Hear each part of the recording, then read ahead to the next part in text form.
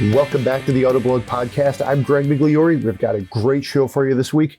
The Ramcharger's back. There's a lot to go on there. The Hemi is on its way out for Ram trucks. We're going to talk about the final Audi TT. Should right turns on red be banned? We're going to talk about that too. We're also going to get into the state of the Cybertruck and what we've been driving in our long-term fleets, as in our personal long-term fleets. That includes a 93 Suburban, a Tesla Model 3, and a 73 Chevelle. Wow, that's quite the lead-in. Close things. That's a lot. That's a lot. So let's just bring in the Senior Editor for all things consumer, Jeremy Korzeniewski. How are you, man? I'm doing great. How are you doing? You're representing the first place Detroit Lions there with that hat. That's good to see. I know. Growing up in Toledo, I've been a Lions fan for a really long time. My faith in the organization is, faith is the wrong word. My adherence to the organization is probably just now paying off. I'll tell you, when I lived out in Seattle, I went to the Lions Seattle playoff game. Ooh, wow. and man, I was wearing this hat. I bought this hat actually, which, man, it's been like 2015, 16, 17. I don't remember exactly, but that's when I bought this hat. I was getting heckled hardcore walking into the stadium, but by halftime, when it was very clear that Seattle was going to dominate the game, people were like coming up, like patting me on the back and, buying me beers and saying, better luck next year. Yeah. The mood really changed after the game started being played, and it was like, we know how this is going to end. So. Yeah, this was to show you how long ago this was. The quarterbacks for the two teams were Matthew Stafford for the Lions and Russell Wilson for the Seahawks. That is exactly right. Yeah, no, Seattle's a tough place to play. But I hear, like you said, the fans are actually pretty amenable when it's not like a rivalry situation, Yep. I give you credit. Lions, I've lived in Michigan all my life, so it's like, hey, the Lions are my team. But if I moved to Seattle, I wouldn't switch teams, if you will, but I would probably start to follow the Seahawks a little bit because they've been great for a long time.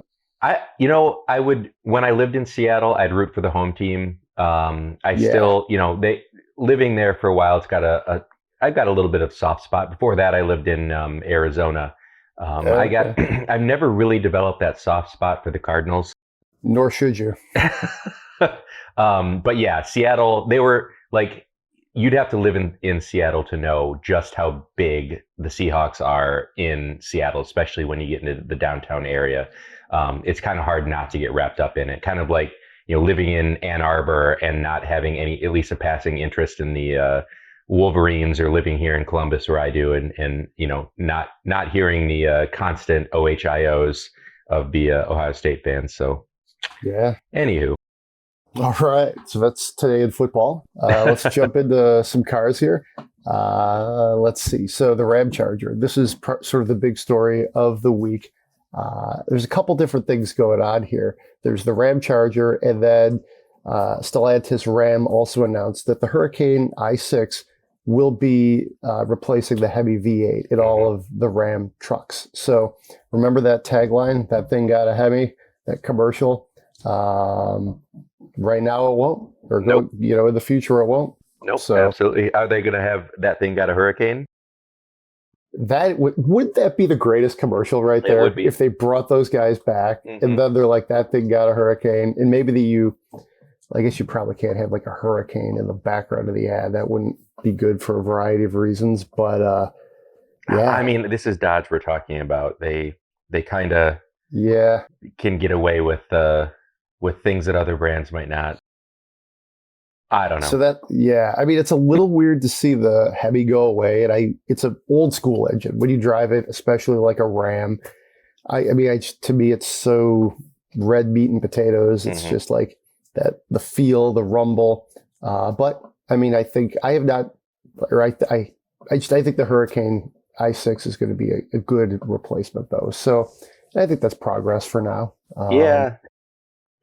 The Hemi that I'm going to miss is the 6.4, the 392 Hemi. Yeah. That engine, you can get it in muscle cars like the Challenger. You can get it, in the Charger. But it really serves particularly well, I think, in Ram's heavy duty pickup trucks. The 6.4, I think it's over 400 horsepower. What is it, 410, something like that? But it's just like it's the quintessential American V8 truck engine to me. You know, that's going to be. I'm not going to lie. I'm going to be sad to see that 6.4 naturally aspirated Hemi V8 go out of production. And I haven't really spent much solid seat time in a Hurricane i6 powered car. They're in Jeeps right now. Yeah.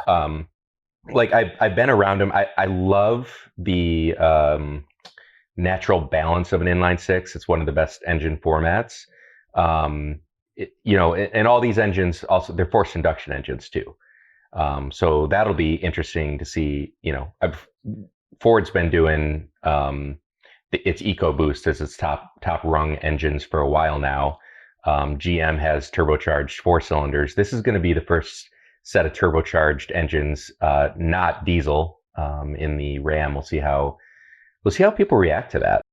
Yeah, I've driven the Hurricane in the Jeeps in a very limited fashion. So I'm cautiously optimistic, you know, that, you know, this could be a good replacement. But part of me also thinks devil's advocate, like, couldn't you find a way, like, in not just to single out the Hemi, but for a lot of manufacturers to say, hey, we're going to make X number of V8s this year. And it's going to be a small number, and it's not going to really be enough to mess with your, like, you know, say cafe regulations or something. Do it that way. For the people that might still want one, they're there for you. And then if you want to do a Ramcharger, which we should probably jump into, you can do that too. But I kind of think, I mean, a lot of it too is these V8s are really old. Like, not just the Hemi, but like General Motors at Ford. Like, these are old V8 engines. So some of it means they're borderline on obsolescence, and they don't want to use the money and the capital to redevelop a new one, which makes sense. But I don't know. You know, here's a good segue into Ramcharger, Greg. I'm taking your hosting duties away from you. I apologize. Please for that. do it. Yeah.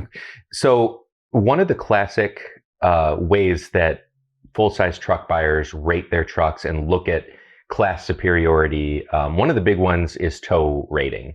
The tow rating on the new Hurricane inline-six Ram is going to be lower than the outgoing Hemi V8 Ram. So I've got the specs pulled up here.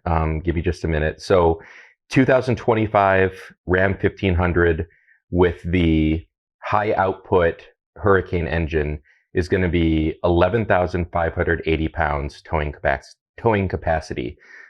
If you want to know the payload, that's going to be 2,300 pounds. So that is less than the outgoing 24 Ram with its gas Hemi V8. That is 12,750 and the 2625 payload capacity. So on the hierarchy scale of where the new truck is going to fall on the old truck, or compared to the old truck, it's actually down a little bit. Are people going to react poorly to that? Well, here's the segue I promised was coming. The plug-in hybrid, well, I mean, Ram's calling it an electric car, but, you know, we can, you know, make the case that there's a difference between a serial hybrid and a parallel hybrid. But, you know, instead of going down that road, let's just go with them and call it a range extended electric pickup truck. That's going to have a tow rating of 14,000 pounds. So significantly higher than both the Hurricane inline-six in 2025 and still much higher than the 12,750 of the outgoing Hemi. So it's going to be the range topping tow machine with a Class 5 hitch starting in, you know, once this switchover takes place. I thought that was kind of interesting. Yeah.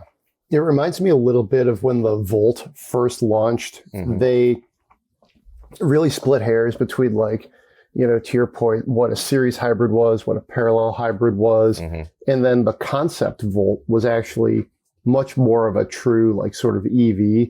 And then by the time the production Volt arrived, it was just a very, well executed plug-in hybrid. So I think there was, at the time, people were frankly, journalists, consumers at the time were a little not as, aware of how all of these different things worked. Right. So there was some consternation there, but that's not the case here. No, yeah. The engine, which interestingly, it's a 3.6 liter Pentastar, not a 3-liter inline-six, which that tells me that the Pentastar is going to remain in production for a while. They wouldn't keep the production lines running just for the Ramcharger. So just,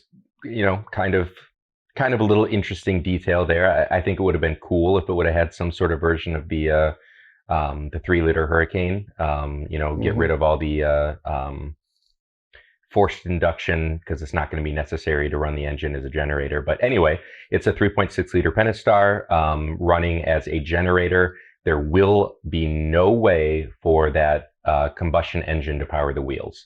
The wheels are powered solely 100% with electric motors, which makes this an extended range electric vehicle, not a hybrid. And that's the important distinction there too. Yeah. There's no way for the engine to power the wheels. That means it's not a hybrid. It is an electric vehicle, but the caveat there is it's an electric vehicle that's carrying around a big old heavy gasoline engine generator all the time, even when it's not necessary. So it's a little bit of a stopgap. Yeah, that's a good way to look at it too. But also it's the answer to all the people that are, throwing their arms up, not wanting electric trucks because the range gets cut in half when towing. And the thing is, the range gets cut in half of, every vehicle basically when you're towing. It's not like a gasoline pickup truck doesn't lose range when it's got 10,000 pounds behind it. The same thing happens with those. The difference is it's a lot easier to find gas stations and fill up in, 15, 20 minutes than it is to find, a high output DC fast charger. So that's the issue. This is, it's a stopgap. Not so much in terms of technology, because the EV tech is there. It's a stopgap more in terms of there's not enough charging infrastructure to make towing with electricity a palatable option for the majority of buyers. So I think it's a good move. Yeah. Did they say anything about quick charging? I was going through the materials. I would assume with the main Ram all electric, it's quick charging. So I would assume this is. Maybe I shouldn't assume that. I can't imagine that it wouldn't be. Right. I don't know that they've said. I'm looking through our story. I don't see specifications on the charging speeds. I can't imagine that they would make it like lower than why wouldn't they share the charging infrastructure? Right. I don't know if this is going to be a 400 volt electric vehicle, if it's an 800 volt electric vehicle. I don't think all that information's been disseminated quite yet. Yeah, exactly. I think this is a good move. It's pretty unique in the marketplace right now. It's going to be interesting to see how like electric vehicle buyers and Ram buyers sort of receive it. I think it's creative. It's a very interesting approach to trying to, continue to like that electric journey, the transition, if you will. And actually, weird coincidence, I saw an old Ramcharger this morning. Oh, really? It was just parked, neighborhood over, and looked a little battered. It was kind of red and like that goldish brown patina with those old wheels on it. Looked good though. I've long advocated, I said this on the podcast like a year ago, Ram should bring back like a Ramcharger. I know Stellantis has the Wrangler and you never want to like try to compete with that, but why not? I agree. I will also say that the Ramcharger name is absolutely perfect for this truck. It is, yeah. It's a Ram. It's a Charger in that it's got an engine that charges. Like, I mean, how perfect is that? I mean, it's pitch perfect. Mm-hmm. But yes, I agree with you. There's just so many great reasons why there should be a kind of off-road oriented SUV from Stellantis. The Ramcharger would have been a great name for it, but I've long been advocating a GMC Jimmy as well. Yes. It's the market has clearly spoken. U.S. consumers want kind of throwback off-road SUV vehicles. So, I don't know why the car companies aren't giving them what they want. I agree. I think a Jimmy would be a great move. I really do. And I mean, you could argue against it for Stellantis. What's GM's problem, right? Like, what do they have? Whereas, there's no real competitive setup there. The Hummer, to me, is something entirely different than what we're discussing. Yeah. So, anywho. All right, let's talk about the final Audi TT. It's a special edition. It's cool. Our headline is that it's a retirement edition for the US, which is kind of cool. For me, I remember how special the TT felt, especially like in my earlier years in this business, driving them in the press fleet. They were a lot of fun. I remember, Audis used them, like it predates the R8. So this was like their sports car for a while. I think it was a smart move for the company to have like this type of sports car. And they've used it to debut some technology, like that virtual cockpit back in, like, I think it was 2013. They showed it in like a Quattro concept, because every Audi concept is called the Quattro, but that it showed up in one of the first, if not the first, production vehicles of the TT. So, yeah, it's, people are not going to look back at the Audi TT and mourn its, impending loss like they are going to, names like Camaro that are also going away, but it's still, those of us of a certain age, Greg and I included, remember the first generation Audi TT probably quite fondly. Like, nothing looked like that, right? It was absolutely a design icon of the 1990s and 2000s. So, it's a little bit bittersweet to see it go. I get that, it was a smash success, and kind of like set Audi's styling tone for like a good solid decade. And then they came out with the second gen, and it lost a little bit of its first gen charm in the process of becoming a better car. Because let's call a spade a spade. The first gen Audi TT was basically a Volkswagen Golf GTI in prettier clothing. Yeah. But it looked beautiful. It was desirable as a fashion statement, as a fashion accessory, so to speak. And there's still enough of them around. If you pull up, Bring a Trailer, Cars and Bids, I think we'll still be seeing first gen Audi TTs as kind of, future collectible classic vehicles. I do like what Audi did on this last generation, or this final commemorative model. They went back to the first gen Goodwood green color. With a Palomino color, light brown. Yeah, it's a beautiful color. One of the classic shades of the first gen Audi TT. So it's a little bit of a throwback design, at least color palette. So sad to see it go. Not surprised to see it go.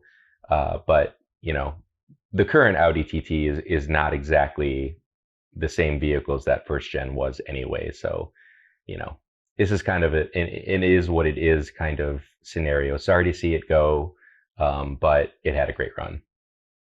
Yeah, I mean, selling numbers aren't nothing special, and it's, I think if Audi wants to play in the space, and because obviously the R8 is on the way out. Joel Stockdale did a final drive for that at Laguna Seca. What a great trip, right? Go to Pebble Beach and drive the R8 at Laguna Seca. Yeah, that's pretty great.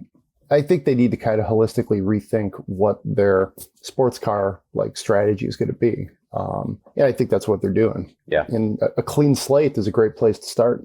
Yeah. So, you mentioned everything is Quattro branded. Everything also is e-tron branded. So, I find it hard to believe that a vehicle in the TT's mold is not going to show up powered by, electricity as opposed to gasoline. So, it might not be called a TT. It might be called something else. And hey, maybe it'll be the e-tron TT or something. Who knows?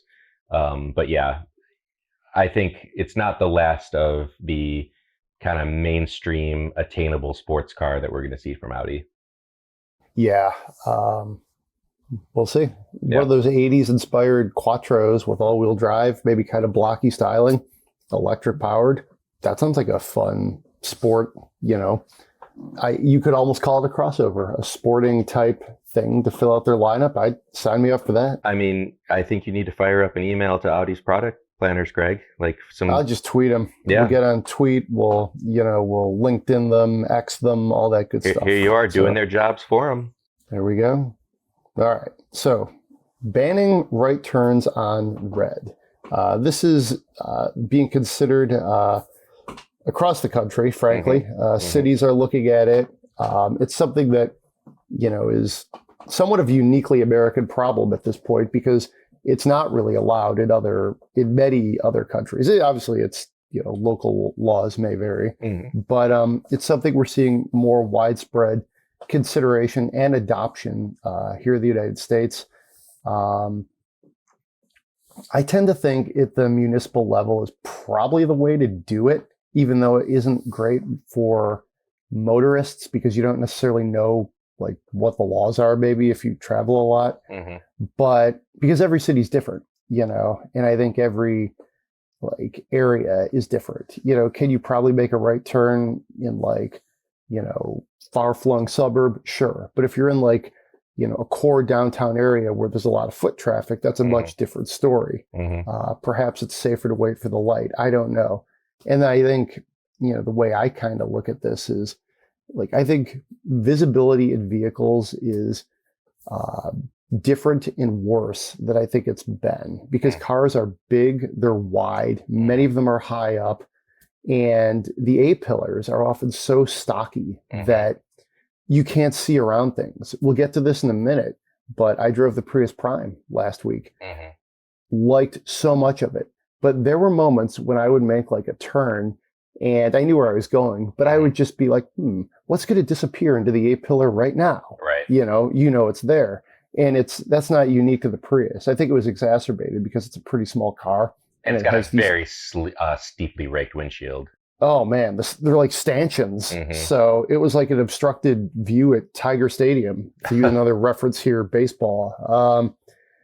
So I don't know. I think there's some room for this to take place. What do you think? It already happened in Washington, D.C. Yeah. Last year the representatives got together and banned them outright. There's some states where usually the way that it usually works, if there's no sign, then you can turn right on red. Yep. But how many times, in fact, our story that ran on November 5th on this, it was covering the right turn on red bans and the discussion about it. There's a picture of a vehicle turning right on a red, and there's a clear sign that says no turn on red. How many times do you go, the city, the small kind of urban part of the suburb, Columbus suburb I live in, has signs up at a ton of different intersections that say no right turn on red during blah blah blah blah blah, and it's school hours. So basically that tells me, and I've seen that a lot. I've seen that all over the place. It's not just my little area that I live in.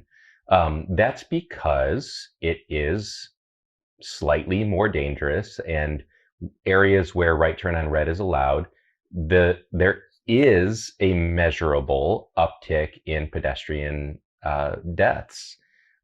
People riding bikes and people walking to school or what have you. The little town I live in has a college in it. It's got several elementary schools, et cetera, et cetera. Kids walk to school.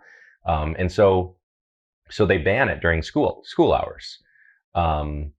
If, the next step in doing that, if there's a measurable effect on pedestrian safety, especially when we're talking about kids, the next step would be to ban it outright. So I understand where they're going with that. anything to save lives, I think, is a step in the right direction. I don't think anyone wants to be the person who, you can stand on your podium and declare that you don't want them to ban right on red for numerous reasons because you don't like traffic, you don't like it inconveniencing you. But as soon as you're the one who hits somebody and it's your fault, you can't really stand on that soapbox, I don't think. So anyway, I think what's probably going to end up happening is large cities will take this up. It'll, other cities like Chicago and San Francisco are considering it. New York is mostly no right turn on red already, but there's signs everywhere. If they just ban it outright entirely, that makes a lot more sense to me than doing it piecemeal. However, there's no need to ban right turn on reds in non-urban areas, I think. You get outside of major population density centers, and there's still highways, there's still side streets that have red lights, traffic signals. There's no need to ban this as a country, I don't think. Banning it from city centers, I see that probably likely to increase. All right. Sounds good. So let's move along to a couple of earning reports here. Lucid didn't do so well. Rivian did pretty well. These are the third quarter earnings that are, it's that time of year, if you will, that we start to get the different companies in all walks of industry reporting them. Rather than dive too deeply into the financials, I think it's just an interesting snapshot of where each company is. I think you're always wondering, especially with these, I wouldn't totally call either of these startups at this point, but they're like newer automakers that are electric based. You start to think, who's going to be the next Tesla? It's such a cliche to say that.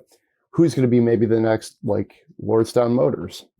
Somebody who just doesn't quite launch, or like the original Fisker. So I think with all of these companies, especially these two, because they have such high profile products, we're in a space where it's like they're still under the microscope. And right now it seems like Rivian is in a little bit of a better place. And I would attribute that to their product portfolio for starters. I think having a truck, kind of like a lifestyle truck with some interesting features, like an outdoorsy vibe, the same thing with the SUV, the R1S, it feels like they're kind of at the market, meeting the market where consumers want to be. Mm-hmm. So we'll see how this plays out, though. Yeah. I'll not get on a big soapbox here, but I'll just give a little bit of commentary here. So there's been a lot of headlines lately about, EV sales tanking, about, you read the comments on our site, and every time there's anything slightly negative on electric vehicles, you're going to see a whole bunch of people saying, see, I told you so, nobody wants them. They're trying to push these things down our throats. That's not actually what's happening when you're looking at the real numbers. It's a manufacturer by manufacturer issue. So Mercedes boss went out and it said, like, oh, we're having he called the EV market brutal, and said that they're having a little bit of a hard time selling their high-end EVs. Well, I looked up the numbers. They're selling about 15% of their total volume in electric vehicles, which is up 1.8% from the previous quarter and up dramatically from the previous year. Over at BMW, they're singing a different tune, and they're like, oh, our EV sales are going great. We're super excited about it. Everything's, we're happy. It's the same 15% of their market. The issue is that Mercedes is having to add some discounts, and they're losing profit margin on their EVs. It's not that they can't sell them. It's that they're not as profitable as a company, and dealerships are complaining because a lot of Mercedes EVs are very expensive. And a lot of the luxury class buyers are just opting to stick with a regular old S-Class instead. That's kind of like the caveat of having the world's most recognizable gasoline-powered a gasoline powered luxury nameplate, the S-Class. Like it's the standard. That's not, you're not going to lose those buyers immediately. And there is an EQS, but it doesn't have the cachet yet that the gas S-Class does. BMW is not having to discount their cars very much for their electric vehicles very much, because they do have things like the i7 that is built alongside the gasoline 7 Series, but they've also got things like the i4 that are selling really well because it's the product that people want. So, you know, I think and the same thing with Lucid Rivian. Lucid had a bad quarter. Rivian had a great quarter. Lucid had to adjust their production plans down. Rivian just adjusted theirs up.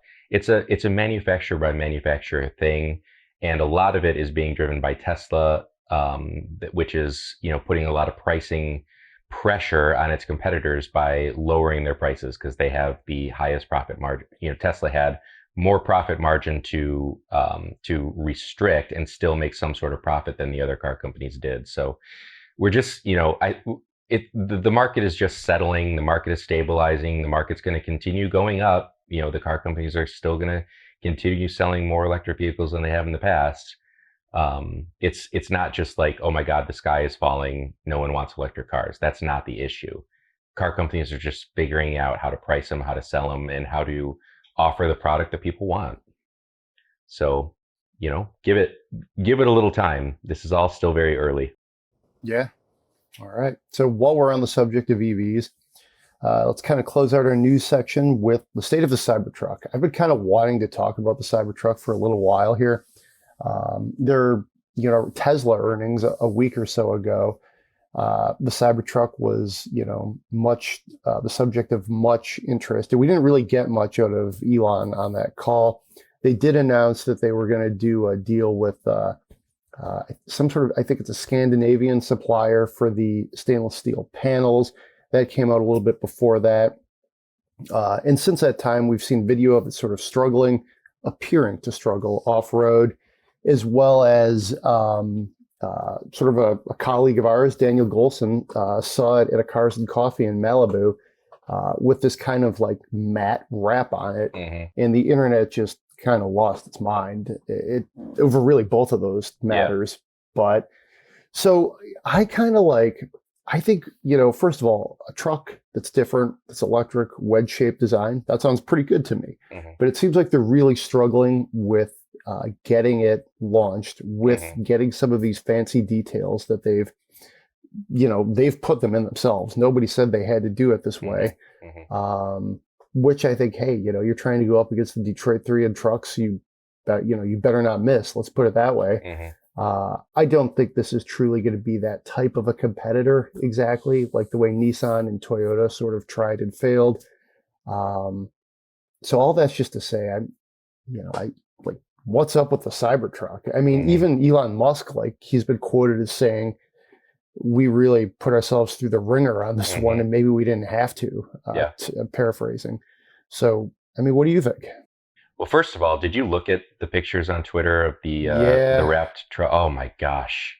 To say that it was poorly assembled is, I mean, that's doing a disservice to the term poorly assembled. Right. It looked like a kit car project in someone's garage that they shouldn't be putting together kit cars. Yep. Just absolutely terrible. The wrap was terrible too. The shoddy. I think the wrap made it look worse. Oh, it was so bad. The worst parts to me were, so it's got these flat stainless steel sides, and it's got these big kind of fender flares that are affixed to the side. The fender flares and the flat body side didn't line up. There's big, huge gaps. Is that the fender flare that is way off? Is that the body side? Does it have, is it is it stamped poorly? I don't know, but it was alarming to say the least. And then the back, where the tailgate came up, you could see there's supposed to be a straight across horizontal line for the taillight. And oh my gosh, this is not a case of misaligned. This is a case of, was the thing hit? Like, what happened here? Yeah. And the fact that it was Franz von Holhoff, I don't know how you say his name. Yeah. It, he's the head designer at Tesla, and he's the one who drove it to the event. Yeah. Like, was how does that happen? How does an executive at the company look at the truck and say, "Yeah, I'll show this to people"? Oh, it's so bad. And before people, like, if you've got a reservation for one, or if you're like a Tesla Elon Musk fan, please know that I own a Tesla. I bought a brand new Model 3 this year. I'm not a Tesla basher. I have no love for Elon Musk specifically, but Tesla as a company, I don't have any qualms with them. It's not like I would tell people like, oh, you should never buy a Tesla. I bought one. I'm not saying these things coming from gotcha, Elon, gotcha, Tesla. I knew you couldn't do this. I'm not coming at it like that. I'm saying, boy, does this thing look terrible, and so close to when they're saying it's supposed to be in customer hands. Like, if that's a car that came off the line in pre-production, like, do you have any idea how much hand massaging that car would require to look at least even halfway reasonable to hand off to a customer? So the question is that representative of what's actually coming down their pre-production line? Was this a hand-built prototype that was just like, true. Thrown together after throwing back several beers, or like, on a Friday as everybody's trying to get out? And if that's the case, why would you drive it to an event and actually let people look at it? Like, it's unfathomable to me. Like, could you imagine if Ford brought a Lightning out like shortly before putting them in customer hands, and they brought one and it looked this bad? Can you imagine the like people going like, oh my goodness, this thing is going to be a turd? Yeah. It's hard to think anything else after looking and seeing how bad it was. Yeah, it's interesting. I think I've interviewed Franz von Holzhausen. He was a longtime designer for Mazda. Yeah. I think he knows what he's doing. Absolutely. He was part of that sort of like new guard of, sort of established executives that went to like Tesla, Fisker, and some of the other companies, almost a decade ago. And to his credit, he stuck around there.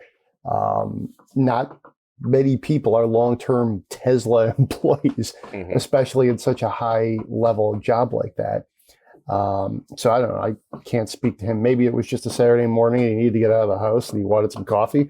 I don't know. Maybe it wasn't more than that. It's hard to say. But I mean, just like broader strokes, like I'm starting to feel like the Cybertruck they need to get it out, because I think when they get it out, as long as they can somehow get these build quality issues ironed out, people are going to love it. The Tesla fan base is going to love it. I think people like myself who are trying to be objective, I think it's cool. Like I said, wedge-shaped design. It's a different take. Let's go. But they're also trending, I think, very close into almost becoming like, Aztec territory. Yeah. It's kind of a punchline, right? Yes. Yeah. Same. Exactly. Yeah. Same. So I was thinking the same word. Touching real briefly on the off-roading, you mentioned that in the run up to this, and we're focusing, so much on how bad the thing looks. Yeah. I'm not talking about the overall design. I don't love the design. Did I tell you I saw one in the real world driving down the streets of Columbus? You did, yeah. Yeah, and I don't know exactly what they're doing here, but I pulled up on Twitter, and I typed in Cybertruck Columbus, and there's been dozens of sightings. So it's not like there's only one of them here. They're running around. They must be doing validation or something. I don't know exactly what, but it actually was very striking on the road. I saw it drive down, and I was like, it's not exactly my cup of tea. I think it's pretty darn ugly personally. But it's different, and it's going to have this like cool vibe to it amongst a sizable percentage of the population. As many people absolutely loathe it are going to love it, and then there's other people who are going to be like, oh, I don't really care. It's whatever. Anyway, so I'm not bagging on its design. It is what it is. It's not my favorite. Some people love it. I'm talking about just how poorly constructed and screwed together it was. Yeah. And then we get to the off-roading thing. That's not a concern to me at this point. I have to assume they're taking it off-road and testing it in, they're probably finalizing software design. It's like they have to ramp up the proper torque to the motors. They probably have tons of sensors on the thing that are checking for wheel slip. And, I'm not so concerned about the ones and zeros at this point. There's no reason that the vehicle should be terrible off-road. It's, that you put the right tires on it, you make sure the air suspension's way up, and you calibrate the software to give you traction. It's not exactly rocket science, and I have to assume that's probably what they're doing. They're probably taking it on these off-road trails in an effort to dial in all of their calibrations. Also, not every driver is good at driving off-road. That's true. Yeah, that may not be the smoking gun that some people are making it out to be. Exactly. I'm not super concerned about that. I figure they'll get that worked out. And I also doubt, I doubt a sizable percentage of Cybertruck owners are going to be driving them on, crazy off-road trails anyway. These aren't Wranglers. They're electric pickup trucks, and they're a statement as much as they are, a vehicle. I am extremely concerned about the build quality. It's been I hate to kick Tesla over it, over and over and over again. It's like beating a dead horse. But they've had build quality problems on every launch that they've had, and leading up to, being this close to production launch. I think it's supposed to be this month, Greg, that they're doing initial handoffs. It is so bad. Yeah. Like, if this is indicative of what's actually coming off the line, they have big trouble. Yeah. I saw Tesla, I think it was Model S, torn apart a few years ago at a sort of a local analytics intelligence supplier type company in Metro Detroit.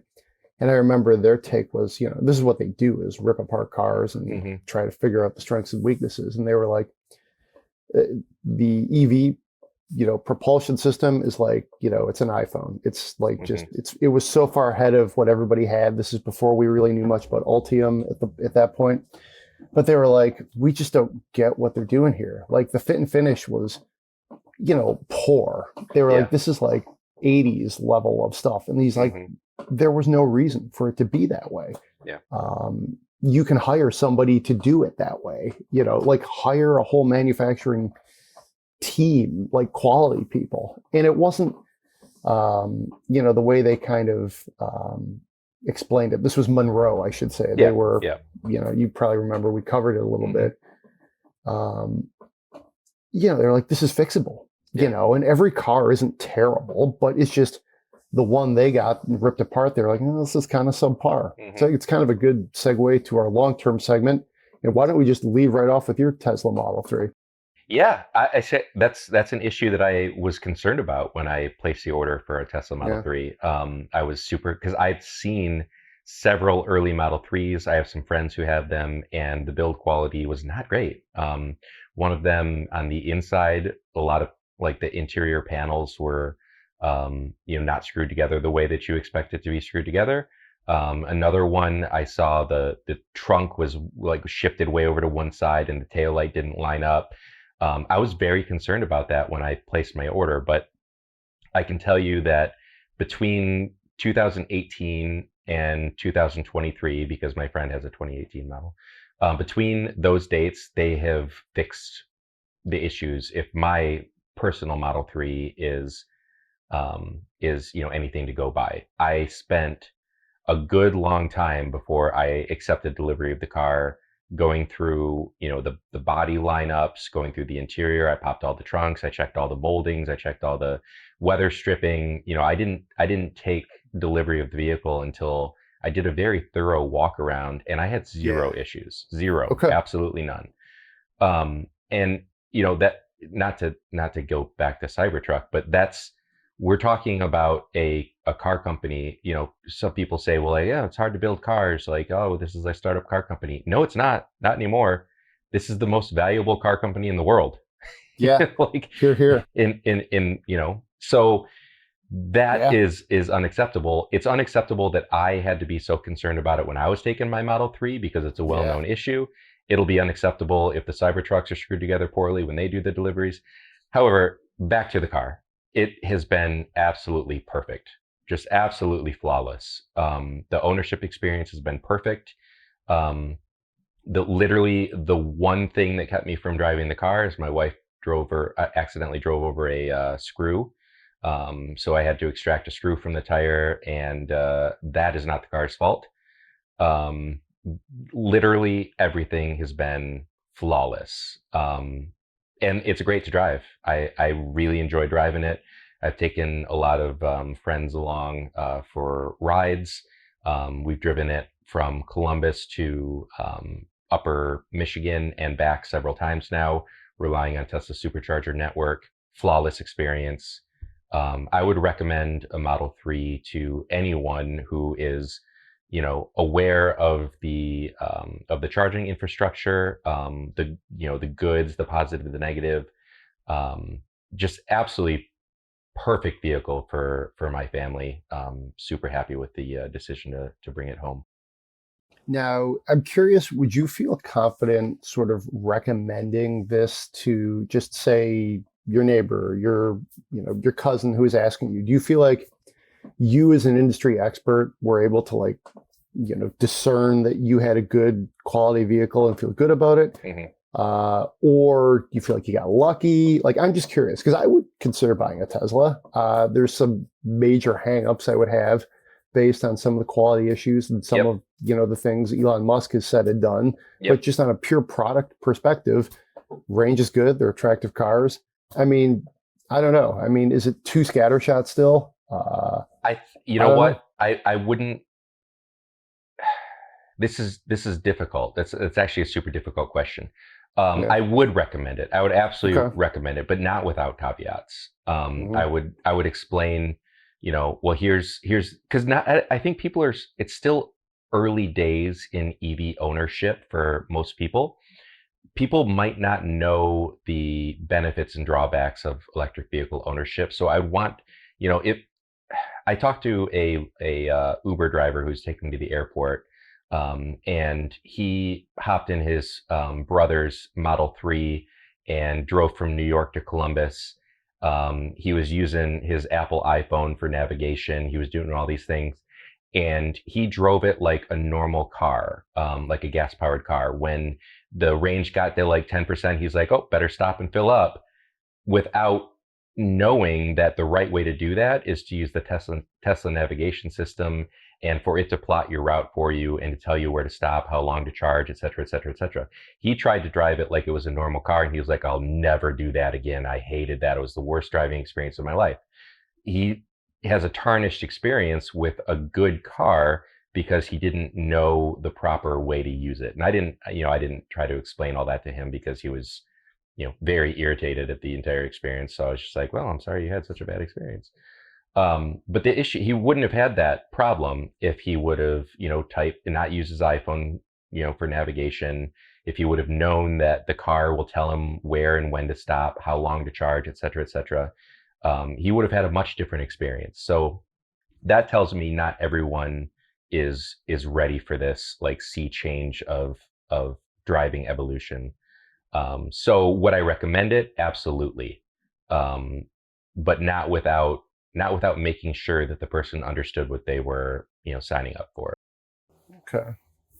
All right. Yeah, I think that's fair. I remember when you were considering, different cars, mm-hmm. and, that you went through a lot, if you will, to try to figure out what would be the right move. Well, I did, a little more background than people need to know. I looked at everything other than a Tesla. Okay. Now that I own one, though, my fears of poor quality and, an unhappy ownership experience completely. It was a little bit of fear of the unknown. I've never ordered a car online before, and gotten a date to come pick it up. I've ordered cars brand new before and watched the ship, but you go to a traditional dealership, you drive the car, and then you pick the one that you want.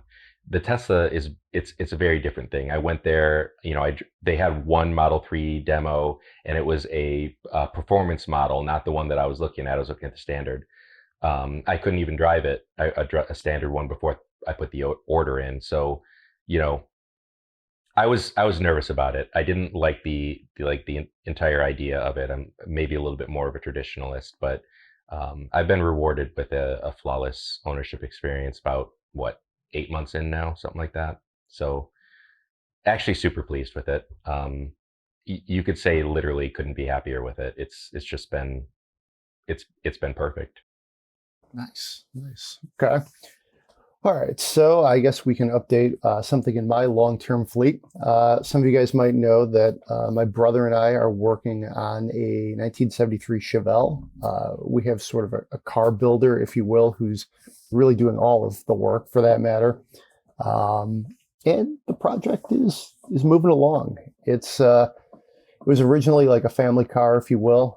We sort of inherited it from my parents, and two sort of updates. If we were doing this like a long-term post, like from our regular Autoblog long-term cars, we have a new donor car. And the donor car is essentially the car, I would say. We got like a rolling chassis, intact body and interior. And the original 73, we're going to pull like the motor, which I think is significant. The 350 is going to get on there with new cams, new headers. We're going to try to get the horsepower up to north of 300, because originally the 350 V8 was, I think it was either 145 or 175, depending on the number of carbs the car had. That would have been super low compression engine. Indeed. Yeah. There's a lot more you can do with it. Yeah. So yeah, that's like the new one. I'm pretty psyched. I think, when you talk about restoration projects, how much of the original car survives and how much is really more like an amalgamation of other cars. Mm-hmm. In this case, technically this recent thing that we acquired will be sort of the survivor, but I think the mix of parts is going to be about the same, because we're going to use some interior pieces like the IP, the motor, again, which is a big deal, and some of the fenders. So, sort of the original 73, it was rusted in some pretty critical parts, like I guess it's the A, B, C pillar, because these were the colonnade years. Yeah. Things that would have made it just more cost prohibitive to do that. Mm-hmm. So I feel pretty good about where the project's going. And then just sort of breaking news, if you will, we acquired a Laguna clip. So the original car was a Malibu, and this new car we acquired does have the Laguna bucket seats, which are quite rare at this point, and actually add considerable sort of value to the project. So we're going to use those. And then the Laguna clip, I think it looks sweet. If you're into 1970s muscle cars, I use that term a little loosely, they started to look a little more awkward as the 70s rolled on, with those big 5-mile-an-hour bumpers on a lot of the cars.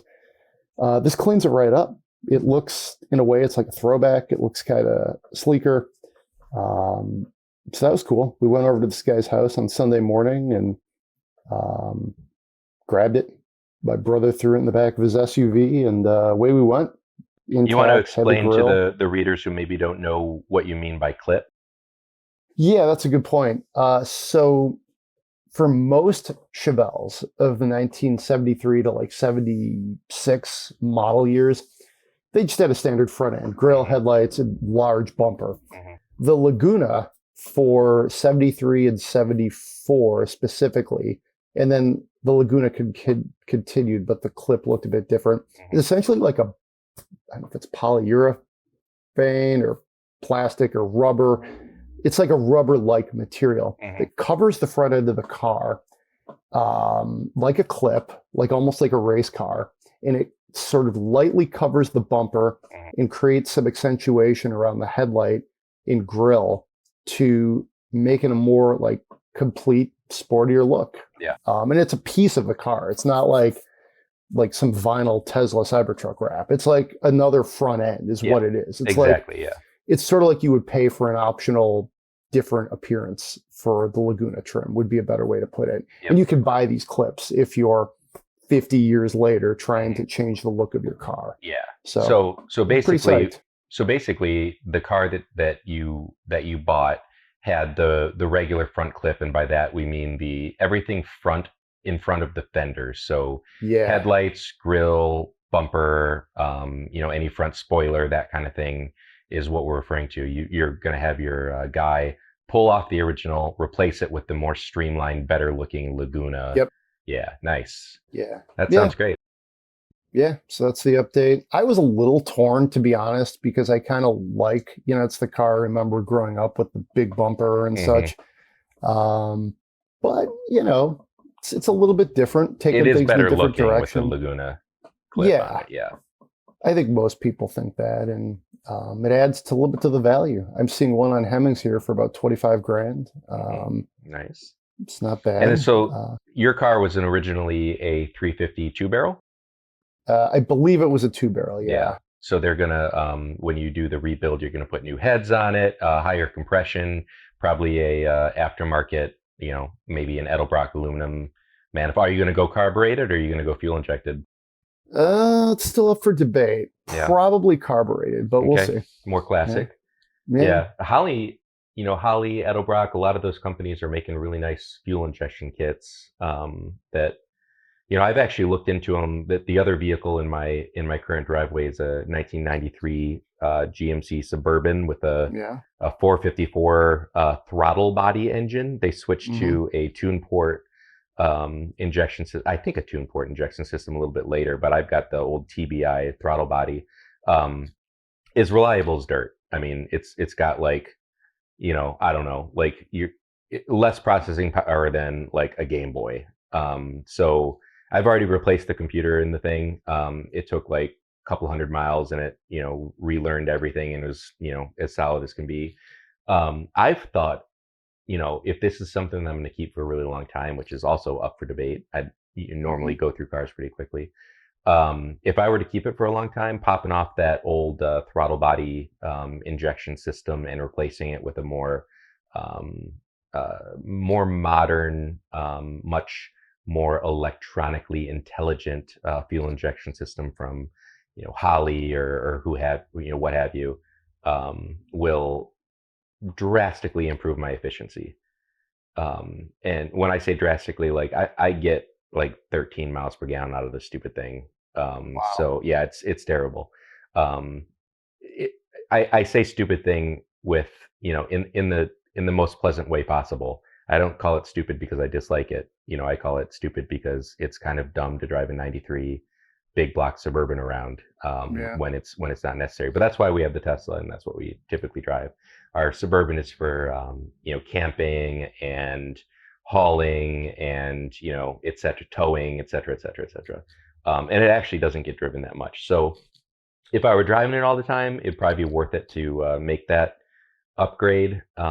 Being that it doesn't get driven that much, maybe it doesn't make sense. Maybe it doesn't matter. And again, I'd like to have a real honest to God pickup truck. Because the Suburban spends a lot of time hauling things in the back. I haven't had the third seat in it since basically like the third month I've had it. And I've had it for a few years now. So it spends a lot of time hauling. A pickup truck would be better for that. But when I do need to put the third row in, I can seat 8 human adults and still have room for luggage in the back. That's nice too. So I don't know. I don't know what the future of the Korzeniewski non-electric vehicle driveway will look like, but right now, and at least for the winter, it'll still be Suburban. It's a nice thing to drive around in the winter, a little bit nostalgic. Like I can remember going camping and scout trips of people's parents' Suburbans of this vintage. Yeah. A little bit older, a little bit newer. In the 90s are kind of cool again. So there's that. Yeah, and it's pretty unstoppable in the winter. I mean, it's a legit 4x4 with a transfer, 2-speed transfer case, 4L80E transmission, which are basically unkillable. It's a sturdy truck. 8 lug wheels. It's not bad. It's a really useful vehicle to have around. It just stinks that it's so inefficient. Yeah. I have, as I was going through some specs of the 73 Chevelle, you want to take a guess at the fuel economy for that year? Oh, gosh. Yeah. It's better than you might think, but I don't even know.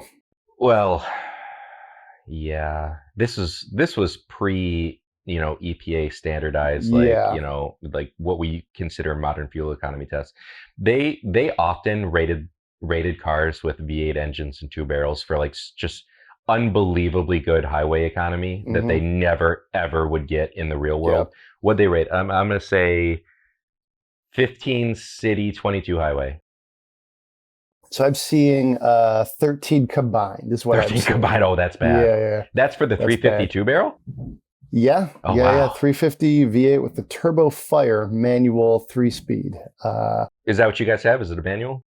No, it's not. It's an automatic. 3-speed auto, yeah. This is just a very dense probably a turbo 350 catalog automatic. Here. Yeah. There it is, the Hydromatic. And that gets you to, it actually gets worse. It's 12.5. Oh, that's bad. Oh my, that's bad. Yeah. And you can tell apparently by the 2-barrel versus single barrel is apparently it has to do with the number of exhaust pipes. So that's sort of a tell. But it does have 220 pound-feet of torque at a pretty low RPM. So it's not nothing. Yeah, they pull a stump out of the ground for you if you need it to. Just put it in first gear and let off the brake and see what happens.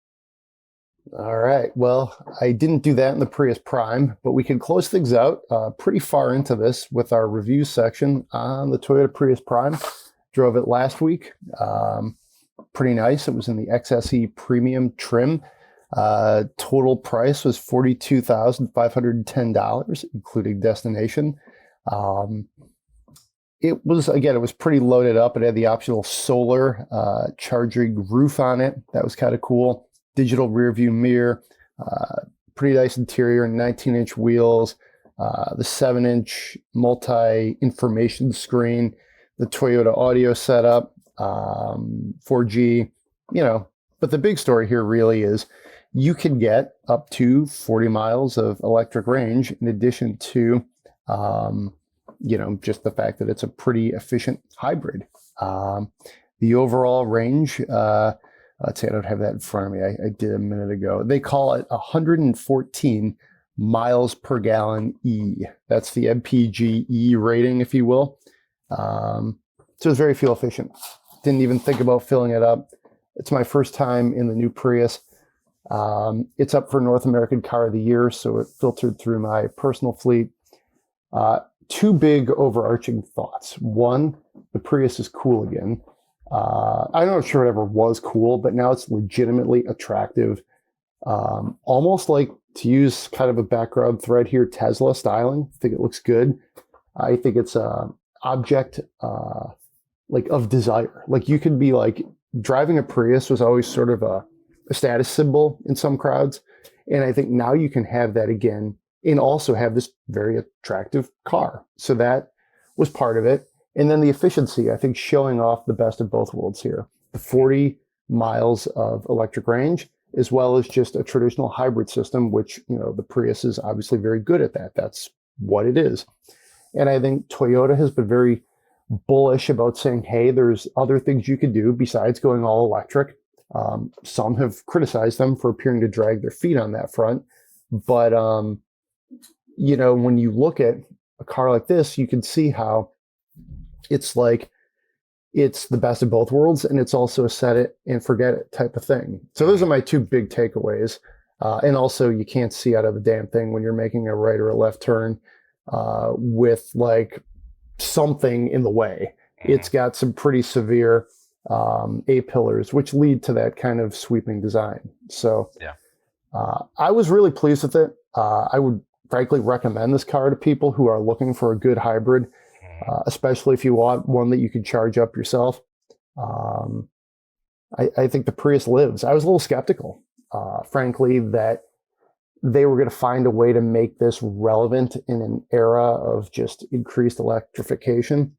But Toyota did. Yeah. I love the way it looks. I have not driven a Prime yet. So what'd you say the cost was on it? It was 42, which seems a little high when you think about it. But then the average transaction price, as you know, you well know, is like 48. So in that context, I don't know. Not a bad deal. It's not terrible. Here's the one potential gotcha. I paid less than that for my Tesla Model 3. Yeah. And I'm going to get $7,500 back on my tax credit. So I know that an electric car is not going to work for everybody, and for the people who are not ready to make that full switch, but still do want something that will run as an EV for a solid amount of time. There's 113 miles per gallon E is nothing to sneeze at, and I think that's achievable because I got over 100 miles per gallon out of Chevy Volts all the time every time I drove one. When you factor in the full electric driving. Also, assuming that you're charging it at home the majority of the time, like I do in my Tesla, the Prius Prime would be the exact same thing. It's very cheap. It's significantly cheaper than pumping it full of gas. So it's a cost savings. It's a convenience thing because you don't have to stop at gas stations. So yeah, I get it. I think it's a great car for someone who's not ready to make the full EV transition. However, its appeal to me is limited slightly just because at that cost, you could get a legit fully electric car. And, as we've covered ad nauseum in this particular podcast, my ownership experience in the Model 3 has been excellent. So, but yeah, I like it. I love the way it looks. I actually look forward to driving one. 220 horsepower, right? That's not bad. Car and Driver did 0 to 60 in 6.7 seconds. 6.7, yeah. Yeah, which is pretty.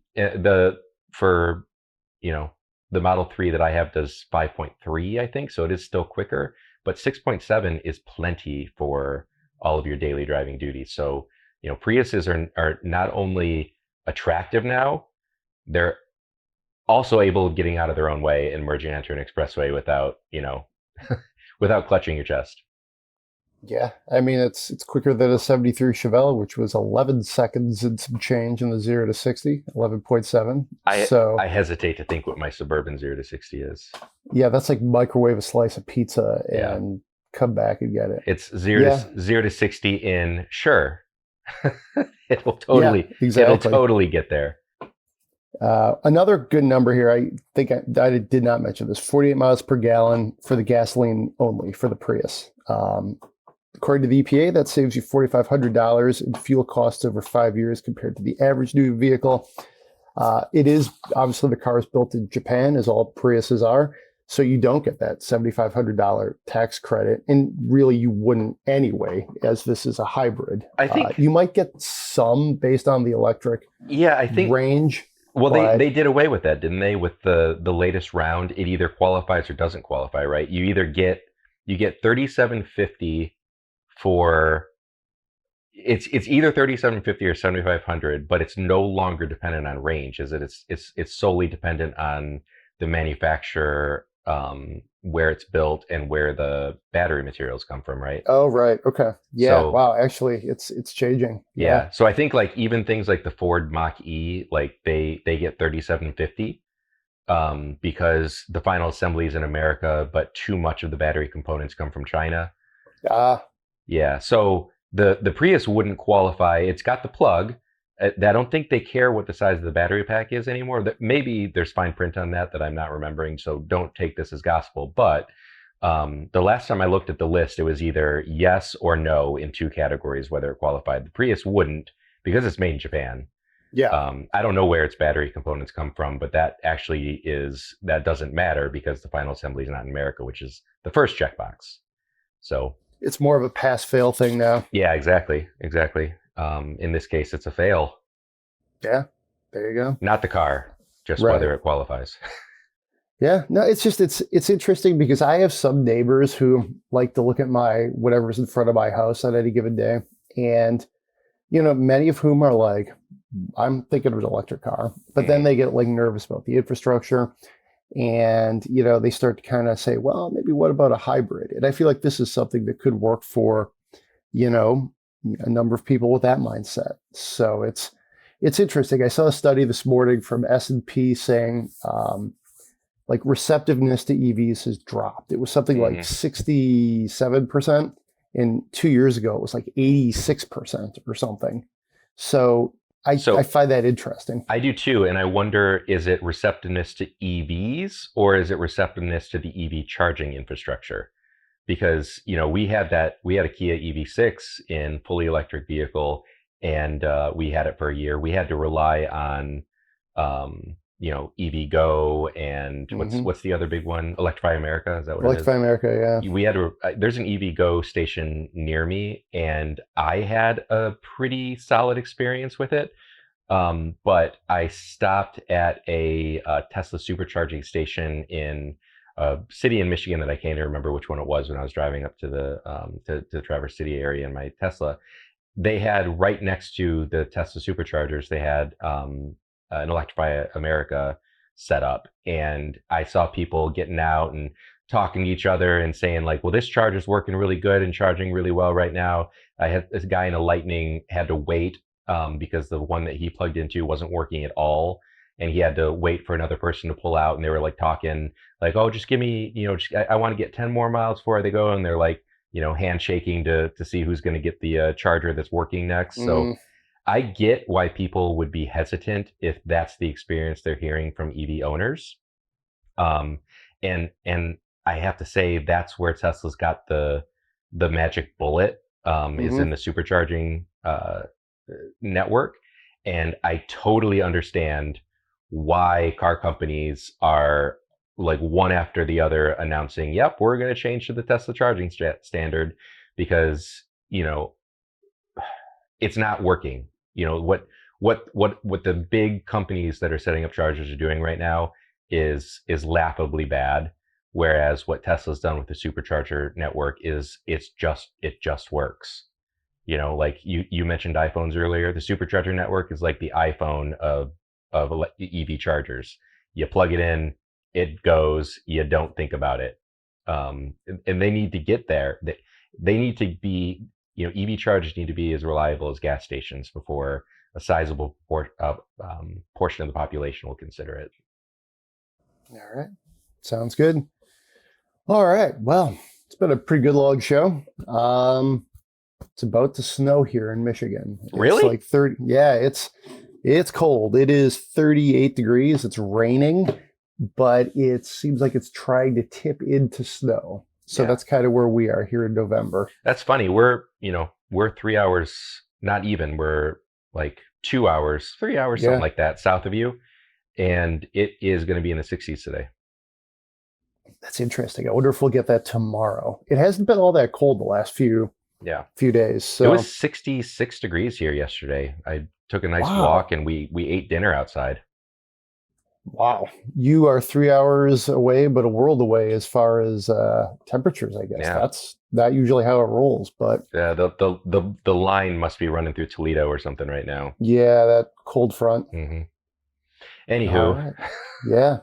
Thanks for sticking around, listeners, and hear us talk about the weather from a couple days ago where you don't live. Indeed. Yeah. So we should probably knock this off, right? Let's do it. Let's do it.